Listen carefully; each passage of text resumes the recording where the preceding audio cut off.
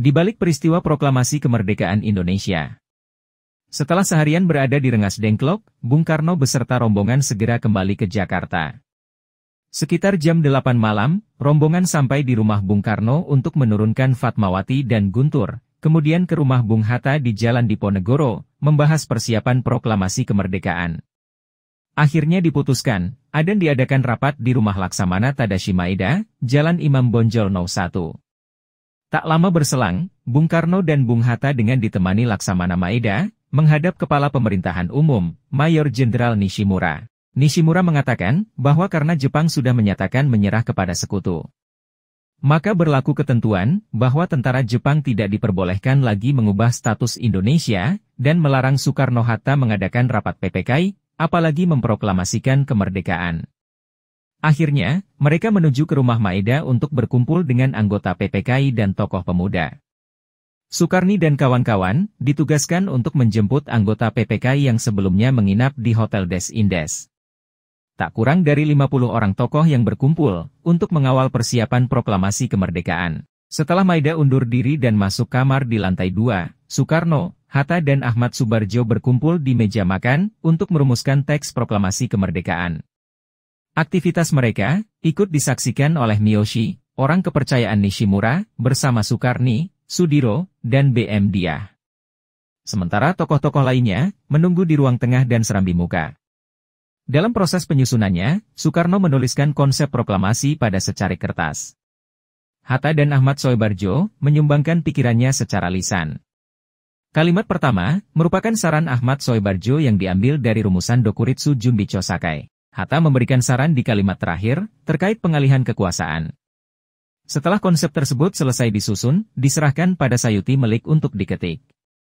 Karena di rumah tersebut hanya ada mesin ketik berhuruf kanji, Satsuki Mishima, pengawal Laksamana Maeda pergi ke kantor perwakilan militer Angkatan Laut Jepang, untuk meminjam mesin ketik berhuruf Latin. Setelah selesai diketik, naskah tulisan tangan Sukarni diremas, dan dibuang ke tempat sampah oleh Sayuti. Untung saja B.M. Diah melihat, kemudian mengambil dan mengamankannya. Selanjutnya diadakan pertemuan di ruang tengah untuk membahas naskah proklamasi otentik, yang sudah selesai diketik. Karena tidak ada kursi, semua dilakukan sambil berdiri. Soekarno yang didampingi Hatta, membuka pertemuan dengan beberapa patah kata. Keadaan yang mendesak, telah memaksa kita semua mempercepat pelaksanaan proklamasi kemerdekaan. Rancangan teks, telah siap dibacakan di hadapan saudara-saudara.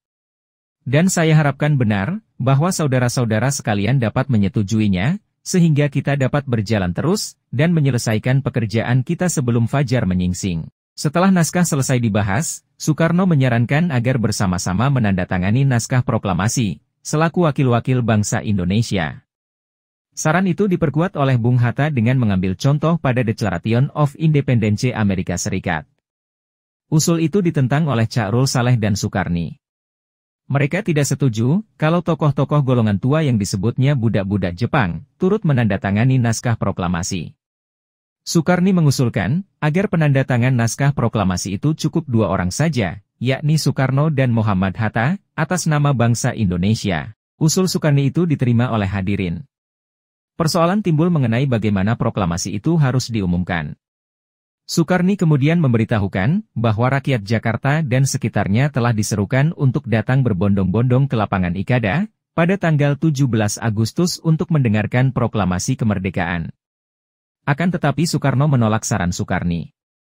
Tidak, lebih baik dilakukan di tempat kediaman saya di Pegangsaan Timur. Pekarangan di depan rumah cukup luas untuk ratusan orang. Untuk apa kita harus memancing-mancing insiden? Lapangan Ikada adalah lapangan umum. Suatu rapat umum, tanpa diatur sebelumnya dengan penguasa-penguasa militer, mungkin akan menimbulkan salah faham. Suatu bentrokan kekerasan antara rakyat dan penguasa militer yang akan membubarkan rapat umum tersebut, mungkin akan terjadi. Karena itu, saya minta saudara sekalian untuk hadir di Pegangsaan Timur 56 sekitar pukul 10 pagi. Kata Bung Karno. Dalam waktu singkat para pemuda mempersiapkan lokasi tempat proklamasi yang akan dilaksanakan di rumah Bung Karno. Sebuah tiang juga didirikan sebagai persiapan pengibaran bendera merah putih. Beberapa menit menjelang proklamasi dibacakan, terdengar teriakan bahwa bendera belum ada. Ibu Fatmawati yang mendengar teriakan tersebut, akhirnya mengambil bendera yang sudah dibuat, ketika beliau mengandung Guntur Soekarno Putra. Kain yang digunakan untuk pembuatan bendera, dulunya diberikan oleh Kepala Departemen Propaganda Jepang, Hitoshi Shimizu, lewat seorang pemuda, bernama Hairul Basri. Akhirnya upacara dimulai. Pada hari Jumat, 17 Agustus 1945 pukul 10, Soekarno membacakan proklamasi kemerdekaan Republik Indonesia, dengan didampingi oleh Muhammad Hatta. Selesai pembacaan teks proklamasi, Latif Hendraningrat dan Suhud segera mengibarkan bendera merah putih, dengan diiringi lagu Indonesia Raya yang dinyanyikan para hadirin. Karena kondisi kesehatan, Ahmad Subarjo yang sedianya akan mendampingi Soekarno-Hatta dalam memproklamasikan kemerdekaan, tidak bisa menghadiri acara tersebut. Menurut Sudiro, eks-pembantu urusan umum Bung Karno lewat bukunya yang berjudul, Pengalaman Saya Sekitar 17 Agustus 1945. Setelah upacara pembacaan teks proklamasi selesai, Bung Hatta dan Bung Karno masuk dalam rumah Bung Karno untuk beristirahat. Akan tetapi, tiba-tiba datanglah sekitar 100 orang barisan pelopor dari penjaringan pimpinan S. Brata, dengan berbaris dan berjalan kaki. Mereka kecewa karena datang terlambat, sehingga tidak sempat mendengar pembacaan teks proklamasi. Akhirnya mereka meminta Bung Karno untuk membacakan lagi proklamasi kemerdekaan. Bung Karno mengatakan kepada mereka, bahwa proklamasi hanya diusapkan sekali saja, tapi berlaku untuk selama-lamanya. Merasa belum puas, akhirnya Brata meminta Bung Hatta untuk memberikan amanat singkat, dan langsung disetujui oleh beliau. Beberapa saat setelah Bung Hatta pulang, datanglah 5 opsir Jepang, menemui Bung Karno. Mereka rupanya diutus oleh Kepala Pemerintahan Militer Jepang, untuk melarang Soekarno mengucapkan proklamasi.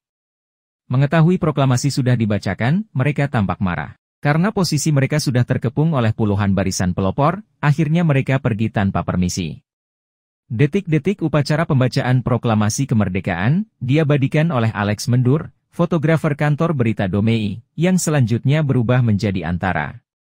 Pada saat itu, dia mengajak juga adiknya yang bernama Franz Mendur, yang juga fotografer harian Asia Raya.